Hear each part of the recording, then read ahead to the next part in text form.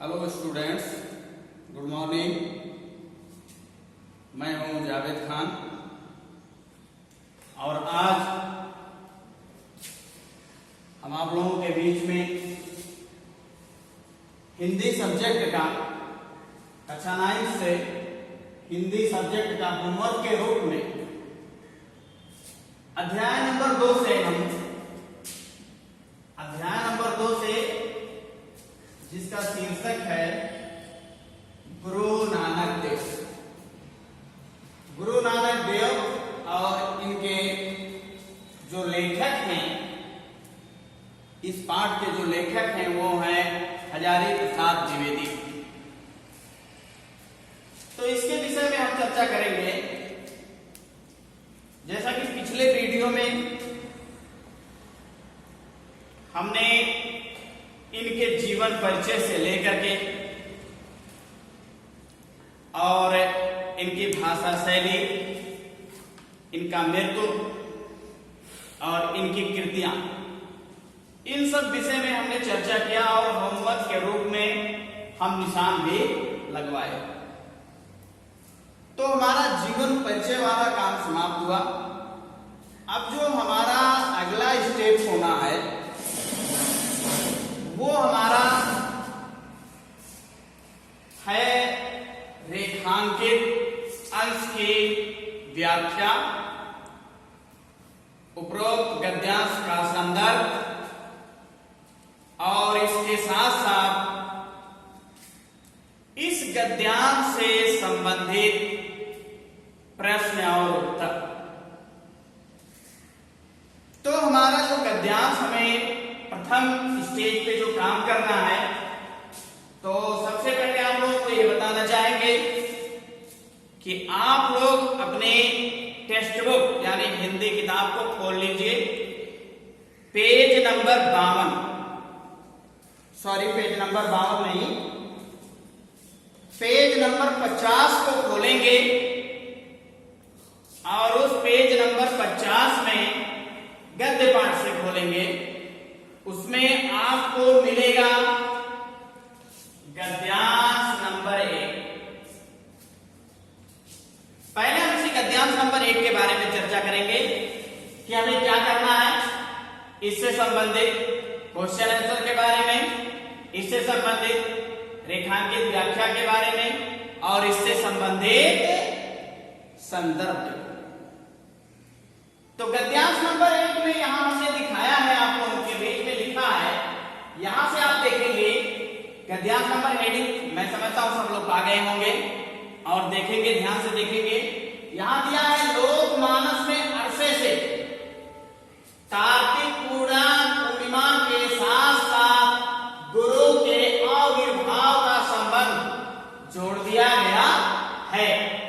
गुरु किसी एक ही दिन को पार्थिव शरीर में आविर्भूत हुए होंगे, पर भक्तों के चित्त में वे प्रतिक्षण प्रकट हो सकते हैं। यहां आप लोग देखेंगे कि सभी ये जो भी 3 लाइन हम लिखे हैं, सबके नीचे देखिए रेखांकित किया गया है। ऐसा कोई लाइन नहीं बचा है कि जहां पे रेखांकित ना किया गया हो। यानी गद्यांश नंबर 1 में स्टार्ट में देखेंगे तो स्टार्ट में ही रेखांकित कर दिया गया है। तो इसके बाद हमें और इसमें लाइन मिलेंगे गद्यांश नंबर 1 में, लेकिन हमारा उससे संबंध नहीं है, उससे हमारा मतलब नहीं है। हमारा जो क्वेश्चन पूछा गया है सिर्फ हमें उससे संबंधित बात करना है, उसी से संबंधित हमें उत्तर देने हैं।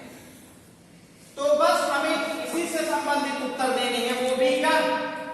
जब रेखांकित अंश की व्याख्या पूछी जाएगी तब हमें इसका उत्तर देना है। तो हम आज इसी टॉपिक पे चर्चा करेंगे, इसी विषय पे बात करेंगे। फिर इसके बाद अगले टॉपिक जो भी गद्यांश नंबर होगा उसके बारे में हम बात करेंगे, लेकिन सबसे पहले आज हम गद्यांश नंबर 1 में देखेंगे। तो ये लिखने के बाद जैसा कि हमने ये पढ़ के बता दिया, अब इसके बाद आप लोगों के सामने दिया गया इससे संबंधित प्रश्न उत्तर, इससे संबंधित देखेंगे प्रश्न जो दिया गया पूछा गया है।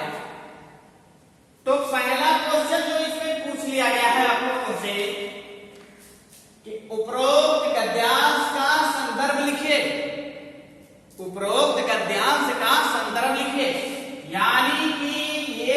गद्यांश पाठ हमारा दिया गया है गुरु नानक देव। ये गुरु नानक देव जो पाठ दिया गया है हजारी प्रसाद द्विवेदी जी का, इसका हमें संदर्भ लिखना है। संदर्भ में ये बताना है कि ये किस किताब के किस पाठ से लिया गया है और इसके लेखक कौन है। इतना हम लिख देते हैं तो हमारा संदर्भ कंप्लीट हो जाता है। तो जैसा कि हमने बताया आप लोगों से कि अपना अपना किताब खोलेंगे और टिक लगाते जाएंगे, क्योंकि ये होमवर्क का भी काम करने जा रहा है। हमारा बताया गया निर्देश आप लोगों के लिए होमवर्क का भी कार्य करेगा। तो सर्वप्रथम आप लोग आएंगे जहां ये प्रश्न पूछा गया है पेज नंबर 50 पे, उपरोक्त गद्यांश का संदर्भ लिखिए। तो 5 क्वेश्चन यहां दिया गया है आपके इस गद्यांश से संबंधित 5 क्वेश्चन पूछे गए हैं और जहां पे ये 5वां क्वेश्चन समाप्त हो रहा है उसी के तुरंत नीचे आपको उत्तर का हेडिंग मिल रहा है किताब में। तो आप अपने उत्तर पे ध्यान देंगे, यानी गद्यांश के नंबर 1 के प्रश्न में पहले प्रश्न पे टिक लगाएंगे और उसका उत्तर लिखने के लिए नीचे जो उत्तर हेडिंग डाला गया है उसके नंबर 1 पे टिक लगाएंगे। तो पहले में जो पूछ रहा है कि उपरोक्त गद्यांश का संदर्भ लिखिए, तो उपरोक्त गद्यांश के संदर्भ में आप लोगों को यह लिखना है कि प्रस्तुत गद्यांश हमारी गद्य खंड में संकलित। प्रस्तुत गद्यांश निशान लगाना है आप लोगों को, मैं पढ़ रहा हूं आप लोगों को निशान लगाना है। उत्तर नंबर 1, प्रस्तुत गद्यांश हमारी गद्य खंड में संकलित गुरु नानक देव नामक शीर्षक से लिया गया है। इसके लेखक हजारी प्रसाद द्विवेदी जी हैं। ये आपका पहले क्वेश्चन का उत्तर है। तो आप लोग पहले उत्तर पे निशान लगा लीजिए जो कि पूछा गया है उपरोक्त गद्यांश का संदर्भ लिखिए। तो यही आपका उत्तर है पहला कि प्रस्तुत गद्यांश हमारी पाठ्य पुस्तक के गद्य खंड में संकलित गुरु नानक देव नामक शीर्षक से लिया गया है। इसके लेखक हजारी प्रसाद द्विवेदी जी हैं। तो ये पहले पे लगाएंगे। इसके बाद आपका आता है पहला क्वेश्चन हो गया। दूसरा क्वेश्चन आपका आता है कि रेखांकित अंश की व्याख्या कीजिए। रेखांकित का मतलब है जिन अंशों के नीचे रेखा को दर्शाया गया है, रेखा खींचा गया है, हमें उसी का व्याख्या करना है, यानी विस्तार रूप से हमें अर्थ लिखना है, उसका मतलब लिखना है। अब रेखांकित हमारा देखेंगे यहां से शुरू हो रहा है और आकर के यहां पे समाप्त हो रहा है। जैसे रेखांकित कर दिया गया है कि लोकमानस में अरसे से लेकर के लोकमानस में अरसे से कार्तिक पूर्णिमा के साथ यहां से स्टार्ट हुआ है और आगे खत्म हो गया है, पर क्षण प्रकट हो सकते हैं। तो हमें इन्हीं का व्याख्या लिखना है, ना कि और अलग से नहीं लिखना है, पूरे गद्यांश का नहीं लिखना है। तो दूसरे का उत्तर आप लोग अपने बुक में, टेक्स्ट बुक में जो व्याख्या दिया गया है गद्यांश, जहां हेडिंग गद्यांश डाला गया है किताब में, गद्यांश देने के बाद आप लोगों को उसके नीचे शब्दार्थ का हेडिंग मिलेगा हरे अक्षर में और फिर उसके नीचे ब्लैक अक्षर में मिलेगा व्याख्या। मैं समझता हूं सब लोग पा भी गए होंगे पेज नंबर 50 व्याख्या। अब व्याख्या आपको जब ये स्टार्ट में दिया गया है लोकमानस में, तो आपको व्याख्या में भी स्टार्ट में लिखना है दूसरे का उत्तर। अब कहां तक लिखना है? लिखना यह है कि हजारी प्रसाद द्विवेदी जी कहते हैं, यहां से टिक लगाएंगे आप लोग कि हजारी प्रसाद द्विवेदी जी कहते हैं के बाद यहां से टिक लगाने के बाद आप लोग पूरा पैराग्राफ, जो पहला का पूरा पैराग्राफ है, प्रकट हो सकते हैं, प्रकट हो सकते हैं, यानी व्याख्या में जो अंडरनोट किया गया है वहां तक आप लोग लिखेंगे, यानी पहला पैराग्राफ व्याख्या का आप लोग लिखेंगे तो दूसरे का उत्तर पूरा हो जाएगा। तो आप लोग व्याख्या दूसरे का उत्तर लिखने के लिए, दूसरे प्रश्न का उत्तर लिखने के लिए अपने व्याख्या को देखिए और व्याख्या के पहले पैराग्राफ पे टिक लगा लीजिए, वो भी पहला पैराग्राफ पूरा। अब इसके बाद नंबर जो हमारा तीसरा क्वेश्चन आता है, तीसरा क्वेश्चन जो हमारा आता है कि भारतीय जनमानस के अनुसार कार्तिक पूर्णिमा को किसका जन्म हुआ था। तो आइए अब हम व्याख्या नहीं देखेंगे, प्रश्न देखेंगे। तो प्रश्न में तो हम पढ़ के बता ही दिए हैं कि भारतीय जनमानस के अनुसार कार्तिक पूर्णिमा को किसका जन्म हुआ था। तो अब उसके नीचे उत्तर दिया गया है, तो उत्तर में हम आप चलते हैं आप लोगों को उत्तर नंबर 3 पे टिक लगाएंगे। उत्तर नंबर 3 पे टिक लगाने के बाद मैं ये बताना चाहूंगा कि आपका जो तीसरा उत्तर है ये थोड़ा लॉन्ग है, लंबा है, इसमें शॉर्ट किया गया है, क्योंकि रेखांकित अंश की व्याख्या वो तो लॉन्ग हो ही जाता है, उसमें शॉर्ट करने लायक नहीं जाता है। तो इसमें हमने तीसरे में कोई शॉर्ट नहीं करना है। तो भारतीय जनमानस के अनुसार कार्तिक पूर्णिमा का जन्म, कार्तिक पूर्णिमा को गुरु नानक का जन्म हुआ था। ये इसका उत्तर है एक लाइन कि भारतीय जनमानस के अनुसार कार्तिक पूर्णिमा को किसका जन्म हुआ था। तो आप लोग लिखेंगे एक लाइन में उत्तर है इसका छोटे शब्दों में कि भारतीय जनमानस के अनुसार कार्तिक पूर्णिमा को गुरु नानक का जन्म हुआ। यही गुरु नानक देव जो गुरु नानक के नाम से प्रसिद्ध हुए, कबीर, रहीम, गुरु नानक, तमाम ऐसे कबीर हुए हैं। अब इसके बाद चौथा जो क्वेश्चन है ये आपको थोड़ा लाभ भी मिलेगा, लेकिन घबराने की बात नहीं, इसको हम स्टार्ट कर दिए हैं।